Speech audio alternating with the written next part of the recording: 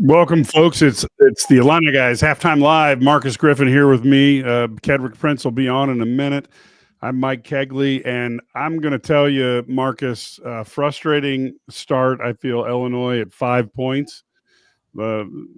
Conversely, I guess without that stumble, they probably would have went in at a 3-point deficit or a 2-point deficit. But ultimately, the turnovers have just killed the Illini. The Illini have 8 turnovers. The Kentucky has an advantage 14-7 in points off of turnovers, a 5-point lead. That to me is the big thing. The other thing, though, Marcus, that really frustrates me is as I look at this game, you have a team that was in the bonus since 8 minutes and 5 seconds left in the half. And Illinois did not take the ball in nearly enough to take advantage of that opportunity because we're shooting too many threes. Marcus, I'll let you go first, then Ken. Yeah, yeah. With that, it was definitely sloppy turnovers. But in regards to the bonus, it looks like it's literally only one person. Boz is the only person that consistently has been able to get into the paint. Like, you got to give it to Kentucky. They're playing great half-court perimeter defense. They really are closing down the dribble lanes, not letting the guys be able to get into the paint because 8 minutes left to go, you shooting 1-and-1 every time you attack the basket. And what's frustrating me right now, we see that Kentucky is switching the ball screens. But why are we not exploiting the matchup? Like, take Big Boy to the block. I just don't understand that. Like, even Morez Jr., he gets this mismatch. Let's utilize that. We got size on the guards. Take it to the block. And when they come to crash, kick it out, and then we shoot those threes. But we got to exploit. They're giving us the mismatches that we want. We got to take advantage of Ked? To me, it's turnovers. I'm frustrated with that. You cannot, in a game like this, and I'm putting up the stats as we speak, you cannot turn the ball over in a game like this and just give them points. At this stage of the season, you have to be better than that. And it's old. We're beating a dead drum. It's not going to change. And I think for the first time, I saw Underwood get frustrated with it a little bit. He went to the bench and, I'm sorry, KJ, you had 3 turnovers to start the game with, by the way. You just can't. I'm sorry. And I don't care if the 3-ball went in. I think that's great. It looks good. And it's eye candy. You cannot continue to turn the ball over like that and expect to win. This is not the Kentucky team of old. They're not anything to be scared of. I'm sorry. They're just not. You're giving them the game. You're literally giving them the game. And Griff is right. We need somebody out there to match Kylan Boswell's energy and Abisic. Yep. But Abisic needs to understand. Griff is right. Get your ass to the block and demand it and get to the free throw line. You're a great free throw shooter. I don't care if he wants to shoot threes. And I will give this credit to Kentucky. They have scouted and taken away our cuts to the basket. Yep. Boswell made a lazy pass to Abisic because they know where we're going. We got lucky one time where Pope mentioned it where Will Riley got to the basket on a fast break. And Riley needs more shots. He needs to pull up and shoot it, but I think that he's timid because they're 3 for 14 from 3-point line. I mean, great. I understand that the 3-ball isn't going, but Kentucky doesn't scare me as far as going in and attack the basket. Don't let this game slip away because this Kentucky team, to me, they're not better than Illinois. They're not. Illinois, you look at the stats. This is a one-time I'm going to play the analytical game. The stats don't lie. You cannot go 3 for 14 from free throw line, and you cannot have 8 flipping turnovers, and then they got 14 points off the turnovers. Look at the scores, 32-37. Value the damn basketball. You're 30 games into the season. You cannot be that sloppy, and teams are going to get up in KJ every game. I've said it for the last 6 podcasts. He cannot literally turn in front of people and dribble the basketball because they're going to take it away from him. Well, I got a question for you. Go ahead. JP, do you think that he is starting to get their best defenders every night now? And then the scouting report is just jam them, go over every ball screen, but get in them because if you pressure him enough, he can turn the ball over. Marcus, that's right. So here's what I would do for Mr. Kedrick E. Prince. If he can't handle it, take the ball out of his damn hands and give it to Will Riley or let Kylan Boswell do it. Because, Griff, they're in his face. That's a scouting report. Yep. They said it during the game because what these announcers get to do, they get to go watch practice, and they said it. Pope said they're going to get in his face. They feel they can turn him over. Michigan State did it. Everybody's going to do that for the rest of the season. So if he either, A, can handle the ball, I don't care about his draft stock, his draft status, because guess what? None of that money is going in my pocket. He doesn't. I met him 4 or 5 times. I don't benefit from it. I want to see them win the game. The way to win the game, get the ball out of his hands. Kylan Boswell, he's more than capable of handling the basketball, and so is Will Riley. And if you want to put Draven Gibbs Longhorn in, I don't want to lose a game because we owe this guy something. I'm sorry. I'm calling it like I see it. This isn't right. They're going to continue to do it, Griff, and I'm telling you, at some point in time, whether it be today, and I don't want them to lose today because I want to see them win, but damn it, I am tired of watching people just get up in him and literally take the ball from him. That's inexcusable. Turnovers are a part of the game. I understand it. His are unforced. Well, the thing that I have a problem with is when you have Boswell, you have Riley on the court at the same time, you can pick whichever one of those two has the least talented defender can bring the ball up without much risk. The other thing, though, that I have a real problem with is why not run some off the ball stuff for KJ? If you're going to get him the ball, let Boswell bring the ball up and run KJ off of 3 picks. You could basically go look at Purdue's playbook and do the same thing they do for Braden. And you could do a lot for him because he can put the ball in the hoop if you get him the opportunity. So I guess my frustration is we all saw this, and then it's still, even Boswell, he had a fantastic half. He played better than anybody else, but down the stretch he settled for 2 threes when he could have driven that both missed, but he could have driven the ball right down the lane and had an opportunity to literally get a layup or, get fouled. And I just don't. But you know what his mindset was, Mike? His mindset, Mike, was we're on a run. The momentum is going. I'm going for the kill. That's exactly what he was thinking. And you're right, Mike. He should have taken the layup. It's the first half. One basket's not going to give you – it's not an 8-point basket. I'm sorry to cut you off, buddy, but that's exactly what he was thinking because he did it twice. The momentum was on Illinois' side, and I'm telling you, he didn't take advantage of it. But something else we need to look at, Coach has shrinked the bench big time. Yeah. Like Dulce Longhorn, he played, 30 seconds in the first half? And I also believe Up got, double – in the penalty, can go to the paint, heavy legs. They don't want to penetrate to that paint because them Hayes probably a little heavy because they're playing a lot of minutes in that first half.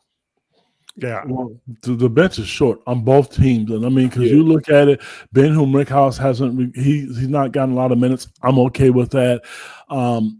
Jake Davis hasn't received a lot of minutes, and that last foul was just so inexcusable, but it happens. It stinks at that part of the game. You got a whole half to make a run. Mike said something that's just really important. When they make a run, because they're going to make a run, don't try to go for the kill. If they can give you a layup and you take it, get to the rack. Get to the rack, and because they're a good free throw shooting team. And what typically happens, Will Riley is a bucket getter in the second half. They have to get him going. But if they think they're going to trade baskets, this is going to be a loss. And I'm sorry. Last year when they lost to UConn, that was a butt spanking. This team is not better than Illinois right now. I'm sorry. They're not. That's why Illinois was favored. They're beating themselves, fellas. Yeah. I did not know that Illinois was favored in this game. I thought it was 52% Kentucky. It grew. The fair was 1.5, then it went up to 2.5. I mean, they're the better team. I mean, if you think about it, just look at what Mike typically goes over the statistics. But what did I say again? They're 2 for 12. No, 3 for 14 from 3. And Kentucky's 5 for 13, which is 38%. I'll take that. Well, look, I tweeted early in the first half that this was going to be a game of can Illinois' rebounding outperform Illinois' turnovers. That really is what it's coming down to. And if Illinois had a few less turnovers, this game would be in their side. And I don't know if they have the discipline to cut the turnovers and go at the basket because Kentucky, This is not a Kentucky of old. They will give you the opportunities. There's no Anthony Davis in the lane. They'll give you the opportunity to win the game. And Illinois' got to be able to go in and take it. And the sad thing is they're being turned over by a defense that nobody in this country considers a good defense. Yeah. They don't force turnovers. Those turnovers is what Griff said. Will Riley's was tough because he was trying to make a pass. KJ's is because they're getting all up in him, and then he fumbles the basketball. I hate to say this. If you guys remember when Magic Johnson played point guard, he was always turning sideways because he wasn't really the quickest guy to face up. Guys that can handle the basketball, to me, will challenge the guy face to face. KJ doesn't do that because he can't, because he's going to turn the ball over. He's not athletic enough to blow by anybody. So when he's turning his body sideways to make a pass or to try to bring the ball down the court, that's a red flag. If I'm saying that as a coach, I'm saying this guy doesn't want on the basketball. That's why I say get it out of his hands. And if a team's not going to get up in him, Colin is more than capable of handling the basketball, and so is Will Riley. Will Riley, like I said last game against Xavier, he's not a point guard, but he can get the ball up the court and won't turn it over. That I know he can do. Well, and Will started a little slow, but I thought he got his sea legs under him and was playing well by the end of the half. We talked about this, Ked, in one of the first ones. We talked about KJ early in the year, that basically the whole key was to get inside on him because he doesn't like shorter guys who can get underneath him and are quicker than him. Well, welcome to the rest of the world. But I just think that other people have finally figured that out and they're going to go after him. So what you need to do is you need to embrace that, get it to Boswell, get it to Riley. And then the second part, though, you got to run those picks, something to get KJ open, because he'll make you pay for that if you do it the right way. I'm sorry. No. The other thing I think you guys brought up is Ivicic. I don't know if he just hates playing on the inside, but there are matchups there that he can exploit if he so desires.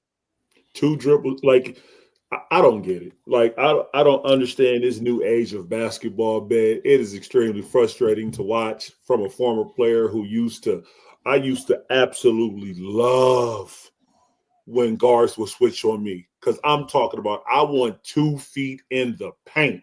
I am stealing. I'm doing something. And if you don't throw me the ball, you're going to get a look and you're going to hear me say something.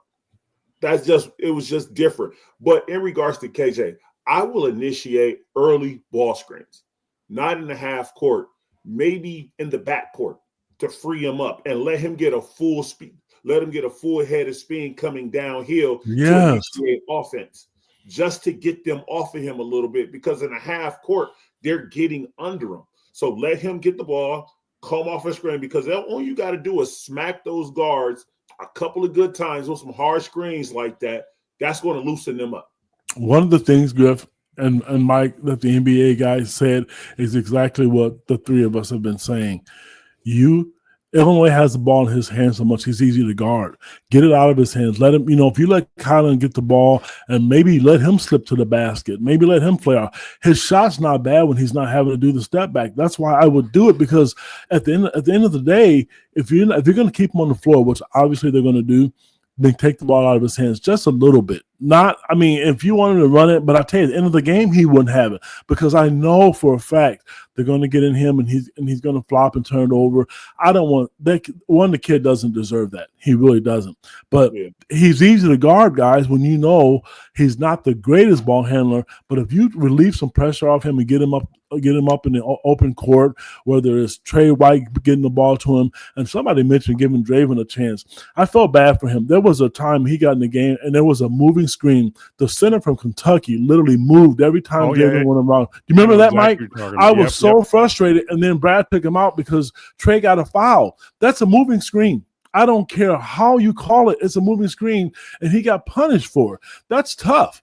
It really is. So to me, give him a chance. I know Brad was going to put him in one time. Then KJ got a foul off a rebound, and Brad left KJ in.